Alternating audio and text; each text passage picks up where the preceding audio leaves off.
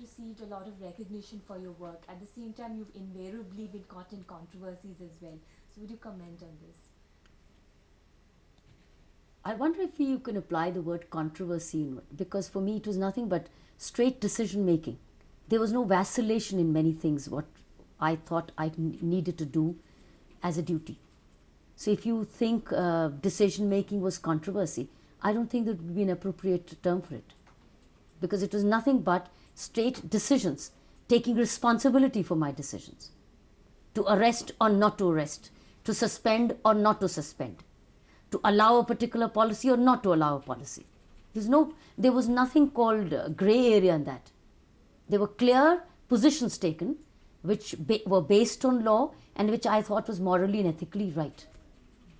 You received a lot of appreciation for your work in Tihar Jail. Would you tell us something about what all you did over there? You see, Tihar was made a human institution. It was concerned with humans, but it was like a holding institution which was converted into like a municipality inside, of people who were like a community inside. And all that a community needs was provided for them. Community needs sanitation, hygiene, education, literacy programs. It needs music therapy. It needs spirituality. It needs value-based education. We gave them all that a community takes from outside an open society. The only difference was this was a community within walls. When I went in, it was like a human godown, a holding institution with no activity. So we took responsibility for the time which prisoners had given to the government as an institution. Because now what had we done as a jail? We had taken away their liberty and taken control of their time. Now we were responsible for how do they spend their time, because they can't manage their own time. The responsibility comes on the institution to provide for time management inside. So what did we do? Nothing but proper time management. They get up in time, they get up to study in time, they play at the right time, they sleep at the right time, they learn value-based education, they have a satsang which we have in the open community. So we provided them at their doorstep what a healthy community gets provided by an effort. The condition of women in jails, do you feel that they are like second-class citizens over there as well? Well, if a prison is prisoners are left alone, it's very dangerous to society, because when they come out, they could be doubly dangerous. So it's just like gaining time to make them doubly dangerous. Therefore, men or women, well, women certainly in particular, need careful attention while they are put in custody. They need empowerment strategies, which they've been probably deprived of in open society. They need to be made literate. They need to be provided vocational training. They need to be taught their rights and responsibilities. They need to be told what self-esteem is all about. Protection of their own body is so important, because biologically women are vulnerable. Therefore, it's very important to work especially on women when they are inside the prison. Is there anything which is being done or which has been Plenty done? was done in Tihar Jail, and plenty is being done in Tihar. In fact, today there is no woman who doesn't have an opportunity for vocational training inside Tihar Jail. There are schools running, there are counseling centers running, there are legal aid centers running, there's provision for art and culture. Banking has been linked with the prison. We opened the first Indian bank branch which got linked with any prison, and women who worked inside the prison and learned and earned opened bank accounts while inside the prison, so that they have a saving to go back to when they are released. It's all package of empowering women while in custody. A lot of cases that we see women in jails, they're serving life terms. Do you feel the reason for this is the cruelty that they've been subject to, some kind of self-defense? Do you feel it's related to these aspects of a woman's life? Those women who are inside the prison, with they're their victims life. of their own. As far as I know, in Delhi, whoever were there, they were victims of their own criminality. There were mothers-in-law who had inflicted violence on their daughters-in-law. Women who had partnered with men on drug trafficking. women who had offered, or who were commercial sex workers and were caught. So they were women, I would think, I wouldn't let them transfer their responsibility for their own misconduct. Do you feel that there is some kind of link between crime and the social crimes that are done on women? Is there any kind of link? Do you feel that increases the number of cases of women ultimately resorting to If you violence? see, prison doesn't get social criminality, it gets legal criminality. Once you have you've broken the law, it's legal criminality. A woman carrying drugs or partnering in violence or murder, it's conspiracy in murder. Or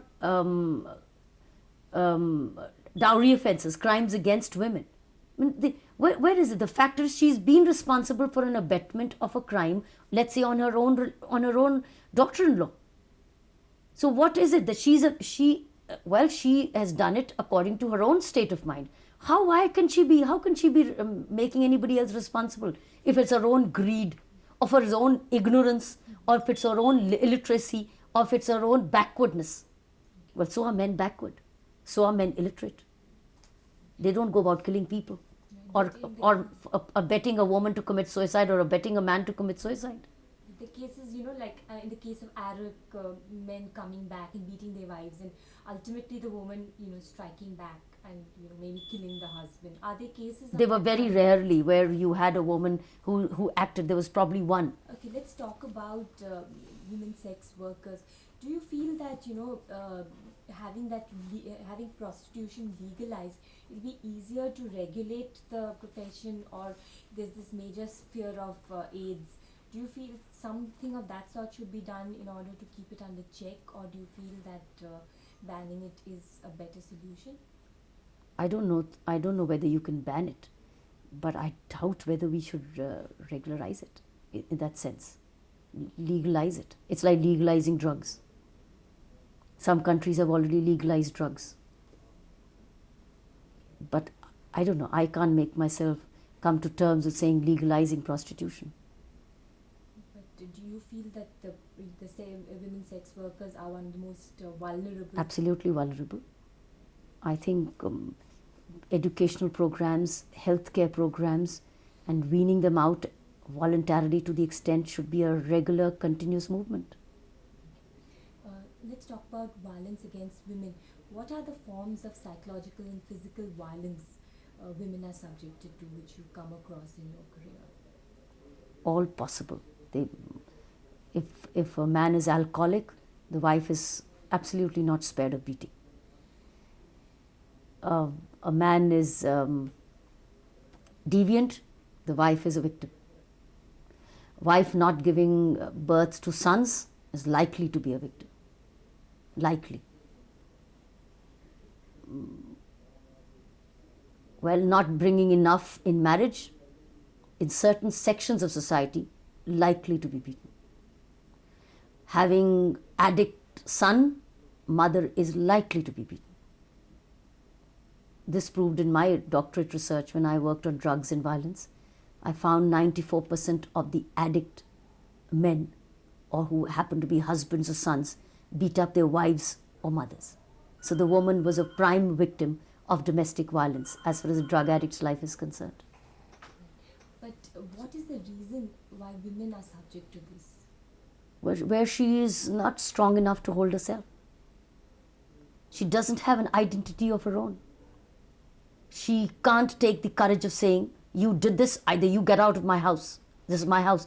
The house doesn't belong to her legally, as she thinks.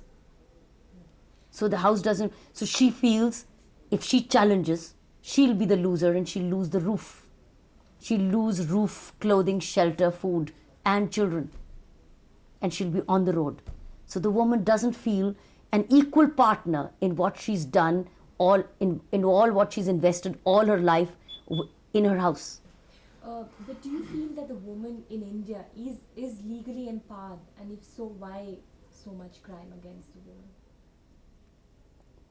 She may be empowered, but she's psychologically not in charge of herself. She's a dependent woman. By and large, the Indian woman is a dependent woman on her husband. She's a dependent woman.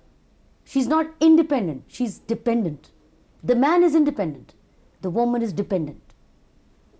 So the dependence is many times exploited. Dependence is a very strong weakness. She's a receiver, she's not a giver. She has nothing to give. She has plenty of love to give, care to give, security to give, affection to give, a lot of hard work to give, to keep the family going. But she doesn't have anything in monetary terms. In economic terms, she has nothing to give. She's no hard cash to give. She's not even strong enough to even protect her own jewelry and her own property. She's afraid that that may not even get snatched away. So she's a woman not independent. She's not in charge of her own self, of her own, even her little few savings she has. She has to hide her own savings from the man and the family. So she is not in charge of herself. She's not capable. She may be capable, but she is not being made capable, allowed to be capable. And she doesn't feel herself capable to be able to look after herself. There are very few. There's a very small percentage which says, well, I can take care of myself and I can take care of you. But that number is very few. But there are several laws which are there to protect the woman. But in spite But of she has that, to have the courage to seek the protection. Yeah, so what, according to you, should be the measures taken in order to empower the woman so that she's not subject to... Very powerful education. Whatever we are, wherever we are today, we are a product of a very powerful education. We are a product of very strong upbringing. So two things have gone in, is very careful upbringing, strong upbringing, with very meaningful, powerful education, which gave us this freedom for decisions, freedom to be in charge of ourselves. That unless that is provided, or unless that is imbibed, provided or imbibed, if the woman remains dependent, then there are not many who will not exploit this. Many do. Even the women exploit another woman's dependence. So forget about the men. Men come later. Even a woman to a woman exploits the dependence. The mother-in-law exploits the daughter-in-law's dependence, and daughter-in-law sometimes exploits the mother-in-law dependence because she's a widow now and she's dependent on her own family. So a woman is exploiting another woman's dependence. So in your experiences, you've met so many women, you have seen so many cases. Can you cite any one story, maybe some kind of anecdote where a woman has been battered and she's come out of it stronger? Can you think of any story which you could share with us? This story not far away from, I personally know, she had a short marriage but was ill-treated. An educated woman, mind you. Here was a woman who'd done her masters, who belonged to my city back home in Amritsar, and she happened to be my mother's relative. She came crying one day to my mother and saying, what do I do? I'm educated, but my husband is ill-treating me. So my mother just asked her, what was your all this masters and graduation for?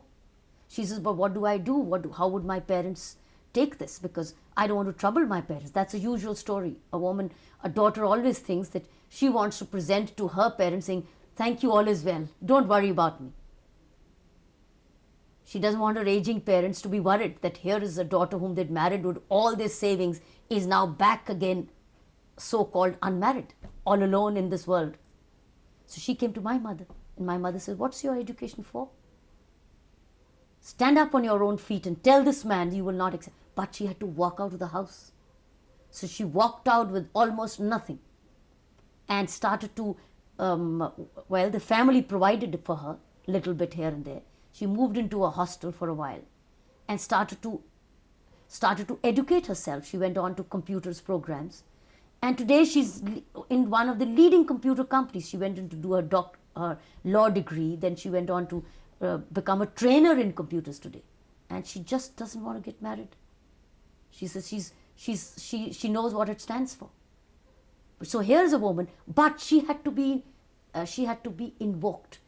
That invocation had to be there. What was this education for? But mind you, if she hadn't been educated, what would we have invoked? She was an educated woman, we could say, what was this education for? But supposing she had nothing of that in her mind, in her degree and qualifications, she was not educated or very lowly educated, what would we have invoked? Where was the option? I think all we could have said is, all right, come back to your parents, that's your home as well. But in this case, we could have said, what was your higher education for? And that brought in back a sense. And then, of course, the family rallied around her to say, well, we're all with you to support you till you get on your own feet. That woman today has a transport of her own, has a house of her own, and some of the best allowance. But she struggled her way up and decided to say, decided to reject marriage as an institution. Moving away from this a little bit, talking about the girl child, can you tell us a little bit about the kind of abuse that a girl child faces, both in the house and outside? And especially if you could just talk a little about the working girl, the little girl who goes out to work. Well, the girl child, obviously in the lower strata of society, has been treated as a burden because it means investment to travel out of the family. Investment which will leave the family, which will never repay to the family. A boy, according to them, repays by looking after the aging parents and looking after the rest of the sisters and brothers. But a girl investment, according to them, leaves the family and goes and becomes an investment into another's family, if they consider it as an investment. That's why the girl gets the minimum. So they save out on her education, they save out on her health, they save out on her development and growth. And maybe this poorer societies would put her to work so that she becomes an investment at least as long as she's with that family. So she suffers in all-round development. But what are the kind of experiences that she faces when she steps out? A small girl stepping out of the house. I'm sure she's exploited. I'm sure she's very vulnerable. I'm sure she suffers through hell of a lot. She may be then accepting it as a part of society and going along with it. If she's going to be suffering here and there, then either she cries out against it, but when she feels that there's nobody to go to, maybe she falls a prey and then takes it along as a part of society. Maybe she considers society as such, where she would be exploited, and she uses the exploitation as a part of life. But you have cases like that which come to you of little girls being exploited at work.